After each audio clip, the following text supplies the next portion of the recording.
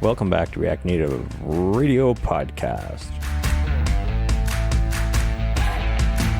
Brought to you by the Alien Tourist Association, who reminds you aliens prefer the terms off-planet friends or faraway folks. Episode 275, recapping RNEU conference with Jamon and Mark. Mark, have you recovered from jet lag yet, or are you as exhausted as I was, at least yesterday, I guess, and the day before? Yeah, I got back Tuesday night pretty late, and I'm still feeling it. It's Thursday, and I went to bed last night at 8 p.m. and woke up at 5:30 a.m. today, which is very unusual for me. It just shifts everything when you go to Europe. It does. Especially when you're more west. I guess you're what are you? I'm in Mountain Time Zone. Mountain Time. Yeah. Mountain Time, that's right. I'm Pacific Time, and then we were in, Poland time, because we just got back from Poland, React Native EU, which is the topic that we're going to be talking about. But how long was your total travel time coming home? Oh, I think it was 22 hours. It was brutal. I think mine was similar. There was a long layover in Salt Lake City. I was stumbling around that airport, barely able to function. Oh, man, Salt Lake City is a beautiful airport. It's brand new. It's really nice. Yeah. I wasn't in a state to appreciate it at all. For sure. I'll get to intros here. I'm Jamon Holmgren, your friendly CTO at Infinite Red, and I'm joined by my extraordinary guest, Mark Rickert. We haven't used extraordinary before? I feel like that was used already. I don't know. I just copied the notes from a previous episode, so we probably did. Okay.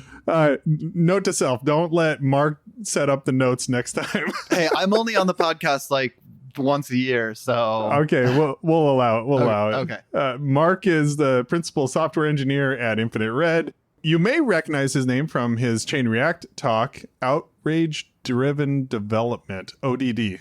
Odd. At Chain React 2023. Yeah, thanks. I think the YouTube link will be in the episode notes.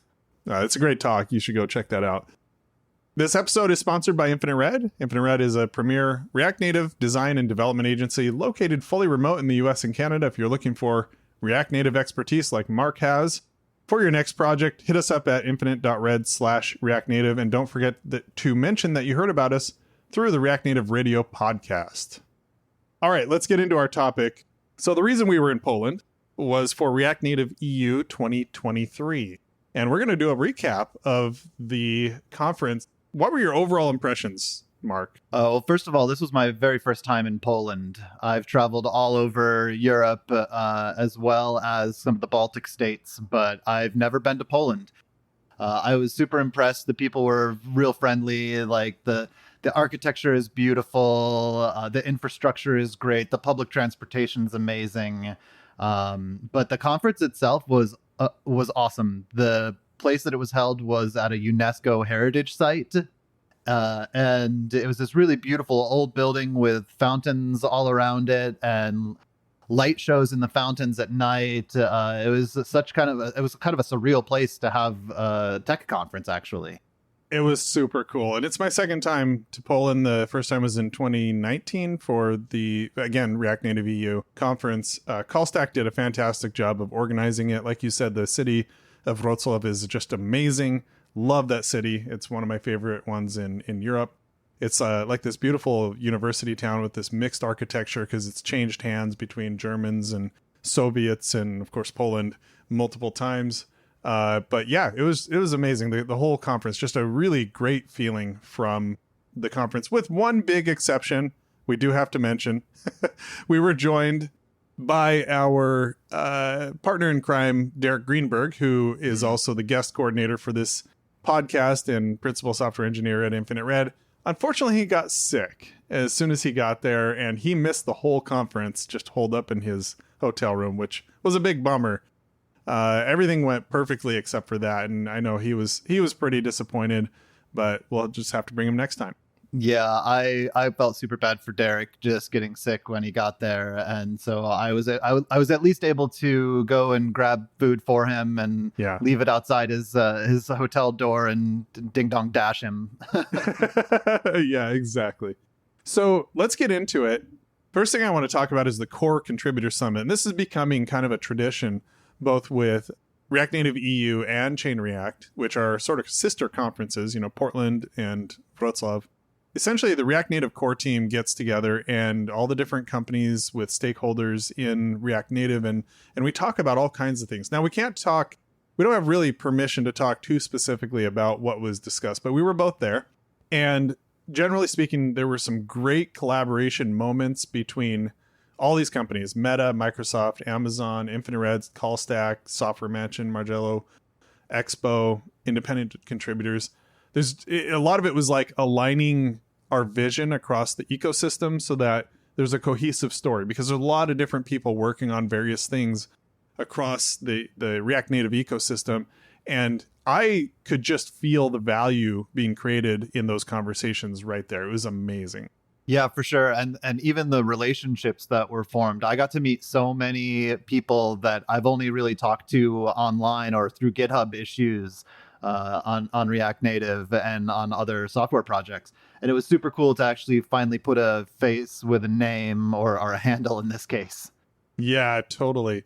And strengthening those bonds helps us avoid misunderstandings and stuff, which can easily pop up in these types of situations where maybe people have different priorities and things like that. But it really felt productive. Yeah, not only different priorities, but different time zones, different languages, different cultures. So it was super awesome to just like have coffee with these people and chat with them and learn more about them and how we can all move React Native forward together in the right direction. We talked a lot about making upgrades easier. So that is one thing I want to call out, but it wasn't just that. There was a lot more. So keep an eye out. There will be things coming down the pike here.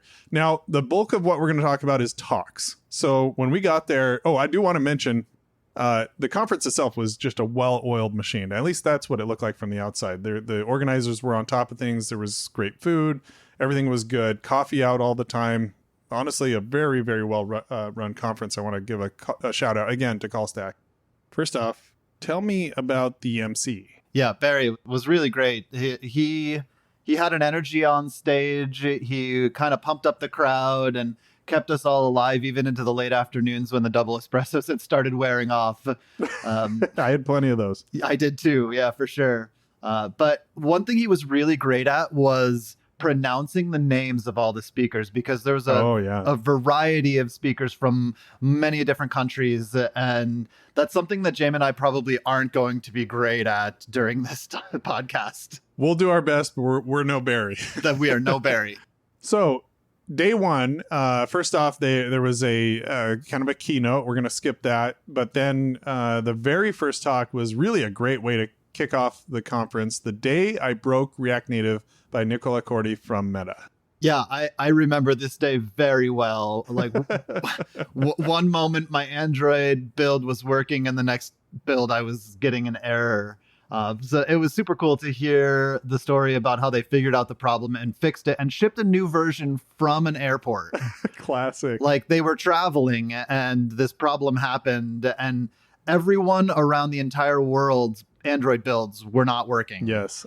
So it was really cool to hear that story. Yeah, it was really, really good to get the inside story there, because it was definitely like a huge, panic situation for them, but they pulled through. They did a great job. Yeah, for sure. The next one was The Invisible Architect by Mihao.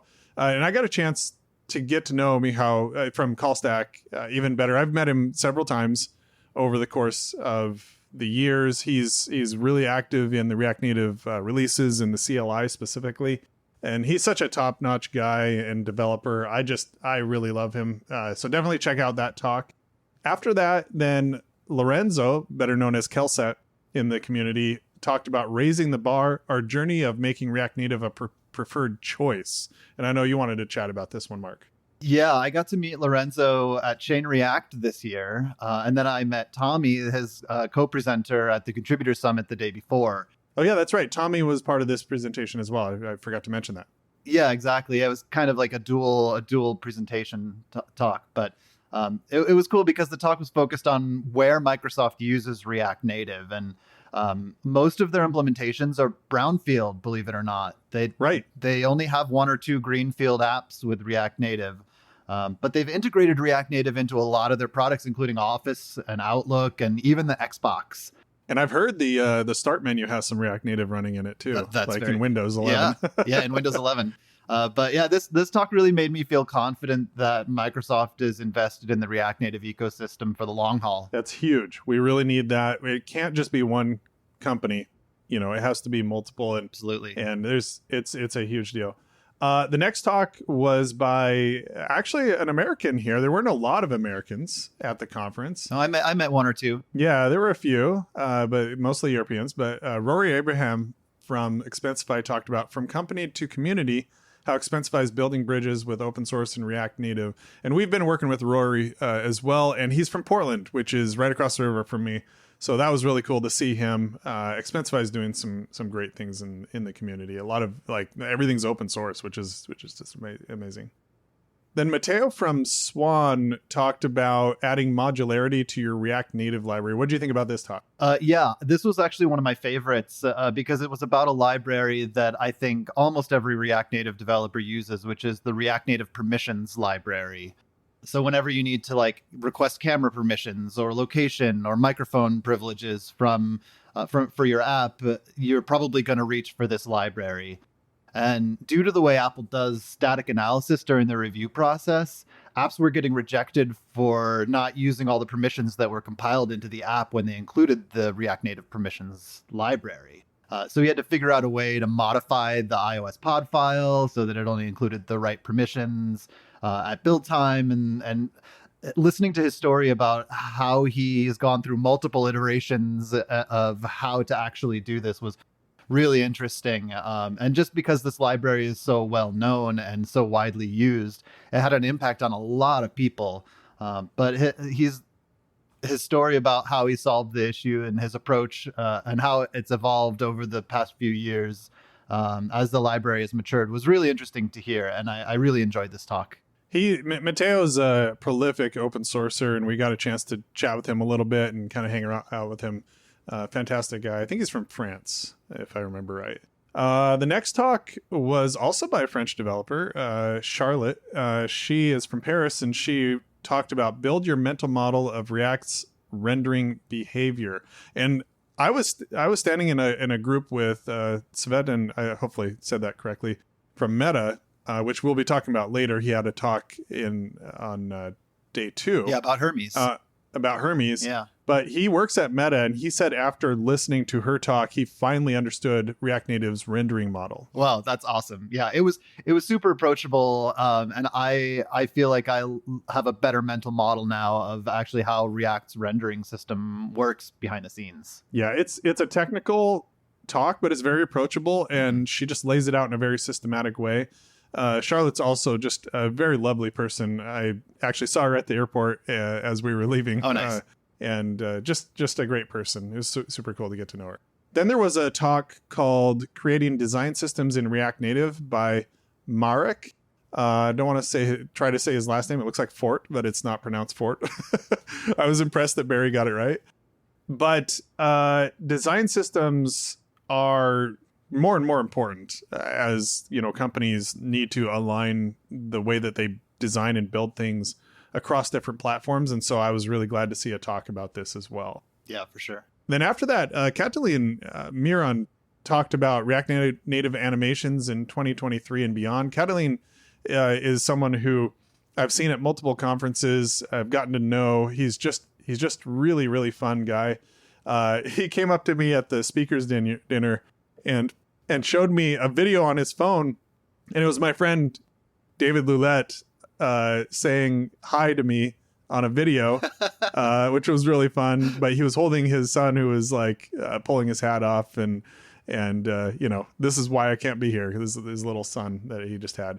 The one thing I took away from this talk was that Catalan is a really great animator. Like some of the animations that he showed off during that talk, he's bringing back the marquee animation.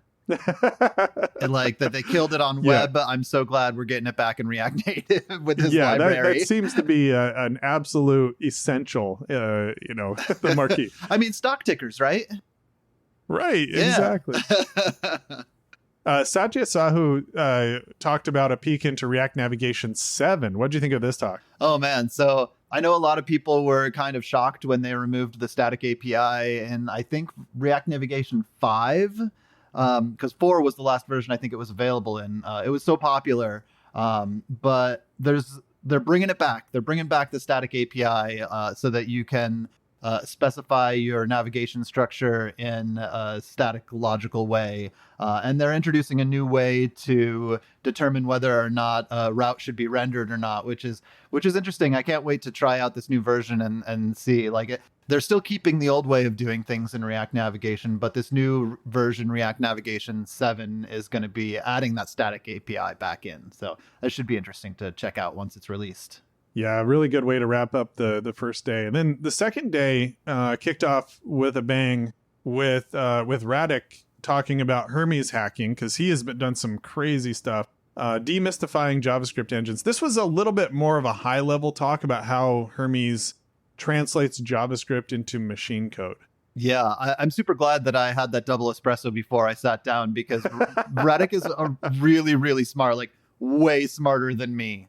But I think he was able to explain how Hermes translates like these bite-sized code snippets into machine instructions in kind of an understandable and relatable way without absolutely breaking my brain. He used just like really simple JavaScript examples and then showed how it translated into machine code instructions, which is super interesting. Radek and I have planned for a long time to do a live stream together, but because he's in Poland and I'm, way over here, it's a little harder to align our times, but we do want to eventually do a live stream together and hack on some of this stuff together. Yeah. So I really felt like this was the biggest announcement of the conference, the next talk by Svetan from Meta, and it was called Static Hermes, the next generation of Hermes. Normally what you have to do when you start reaching the limits of the compiler, or sorry, not the compiler, but when you start reaching the limits of the Hermes interpreter is, especially from a performance standpoint, is you have to reach for like something like C++, which allows you to write cross-platform performant native code under the hood. What he's done in a nutshell is allow you to use typed JavaScript, either using TypeScript, which a lot of people use, or Flow, which they use internally at Meta. Using TypeScript or Flow, he can then compile that to machine code, cross-platform machine code, it's not Hermes bytecode. Right. It's actual machine code. Mind-blowing. He gets anywhere from 5 to 20 times better performance using your normal language, not having to reach for C++. Instead, just bringing the power of TypeScript and Flow to the power of native compiled static code. So a huge announcement. There's going to be a lot more here. In fact, Svetan and I are talking about potentially bringing him on for a React Native Radio episode. Oh, nice. Yeah, and I talked to him a little bit about this Static Hermes after his talk. He was sitting behind me during one of the other talks, and I chatted with him during the break. It's actually available now to try out. Like he wants people to like try it and give feedback and stuff. But he said to me very specifically, prepare to be disappointed. He has a great sense of humor. He really I does. loved his talk. He's just so funny up there, and kind of self-deprecating, but it's big news. It's big news. It is, and you can try it out now in a branch of Hermes. But it's very difficult to actually get running, and again, prepare to be disappointed because it's not ready for prime time yet.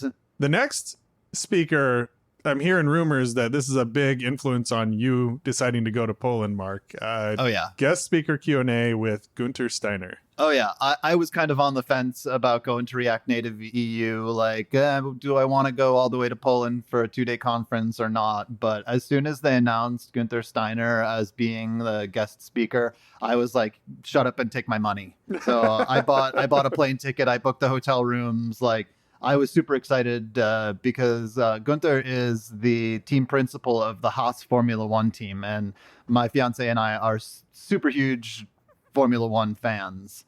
We watch every race. We watch all the practices, like all the tech stuff. Like we absolutely love Formula One, and Gunther is kind of a legend in motorsport racing, and it was a really great opportunity to listen to someone who's been in his industry for more than 35 years talking about team building and managing people and building race cars. And I was actually really surprised at how many parallels there were in building a race car and managing a Formula One team to software development. Yeah. So they used the Expensify app to gather questions from the audience, and they actually asked people's questions from the audience live on stage to Gunther.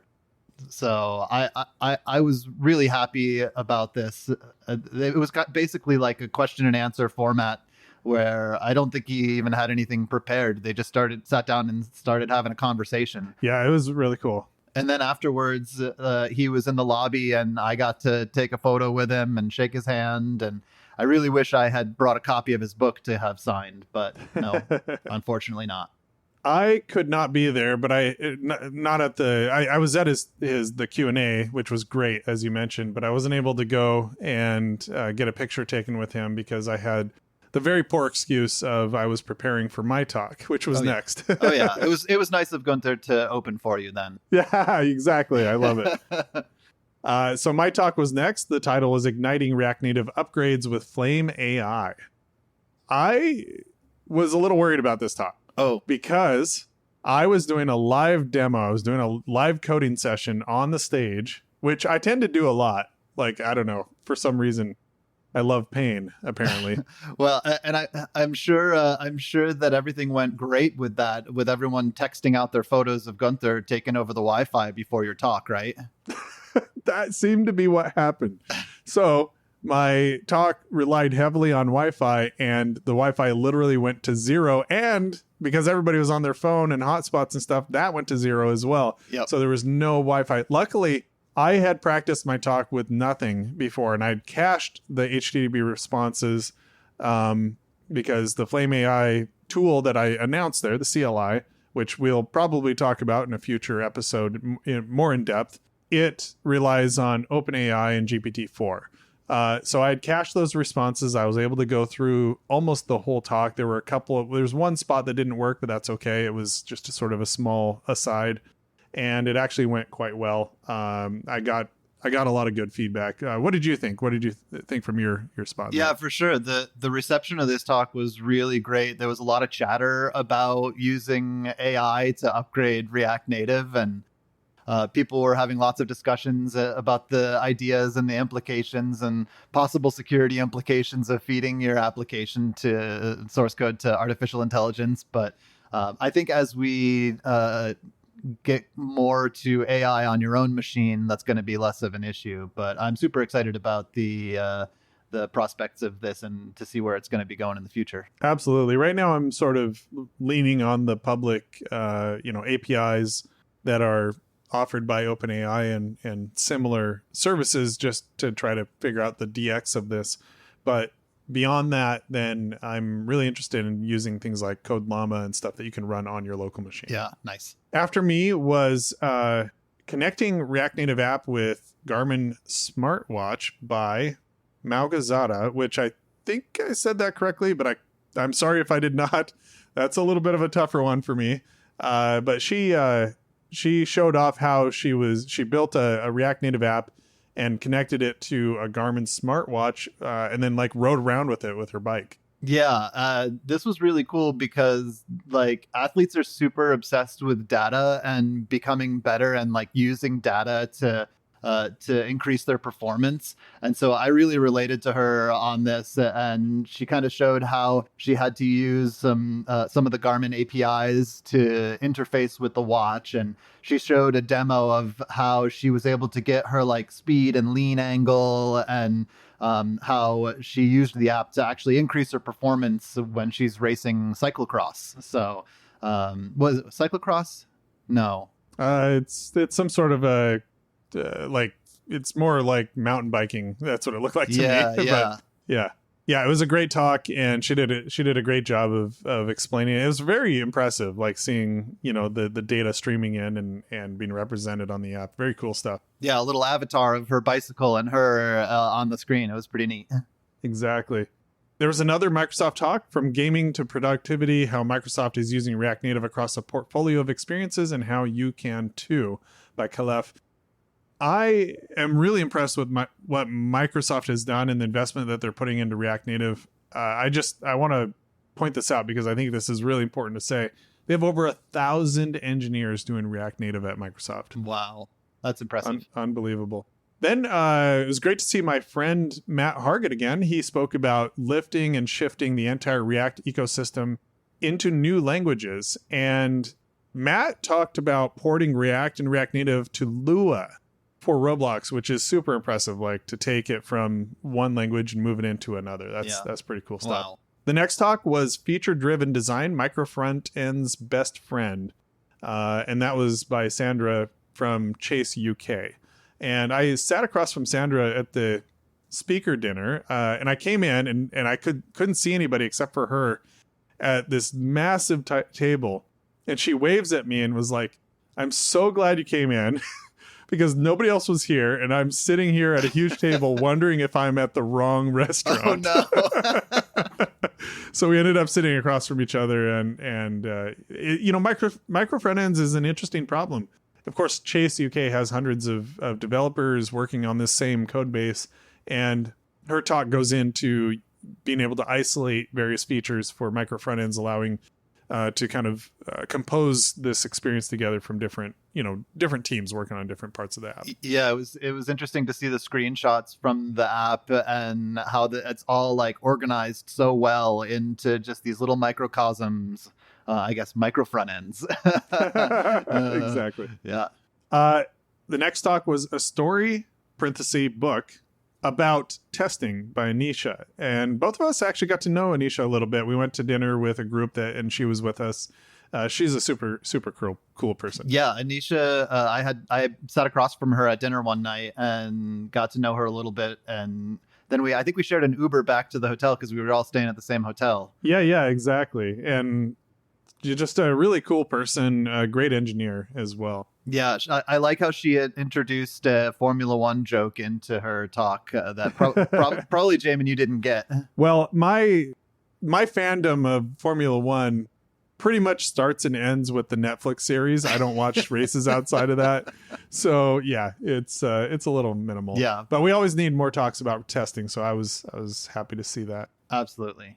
Jacob wrapped up the conference with Antology 101, how ant colonies are revolutionizing digital health development. And I'll be honest, Jacob, sorry about this, but both of us were totally exhausted by this point.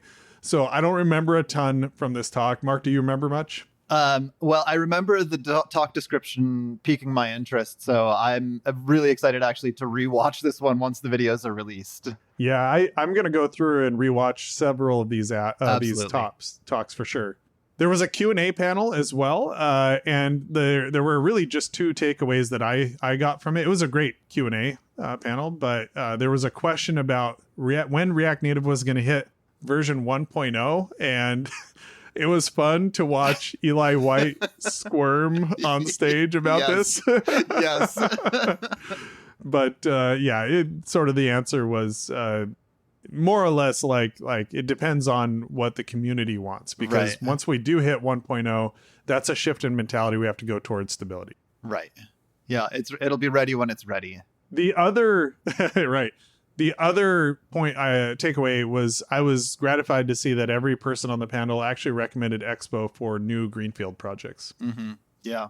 So that was it for the conference talks, and there was a great after party. Both of us ended up going home a little early because we were so tired. Yeah, but it was a great time. I can't wait to go back next year. I really want to continue to go back to React Native EU. Highly recommend it. Of course, I do want to plug our conference as well, Chain React, which is in Portland, Oregon. If you don't want to fly to Poland, you can come to drop the RT and go to add an RT, I guess, and go to Portland instead. So that will be happening next year. We'll make some announcements about that. If you'd like to nerd out more about React Native, you can join our Slack community at community.infinite.red. We have over 2,000 React Native developers in there. You can find me on Twitter at Jamon Holmgren. You cannot find Mark on social media. Yeah, you might be able to find some of my extreme sports videos on YouTube, though. Yeah, so go watch Mark hurl himself off of really tall cliffs. Yeah, with a parachute though. With a parachute. Yeah, usually has a parachute on. Oh no, always. So far. Thanks to our special guest, Mark Rickert, for joining us today. Thanks so much. I appreciate you joining. Yeah, I had a super fun time in Poland with you, and we even got a day to go around the city together and check out some museums. Oh, that was so nice. And had a great time in Poland. It was really nice. As always, thanks to our producer and editor, Todd Worth, our assistant editor and episode release coordinator, Jed Bartowski, our designer, Justin Husky, and our guest coordinator, Derek Greenberg, who is recovered now and hopefully will be at the next React Native EU. Thanks to our sponsor, Infinite Red.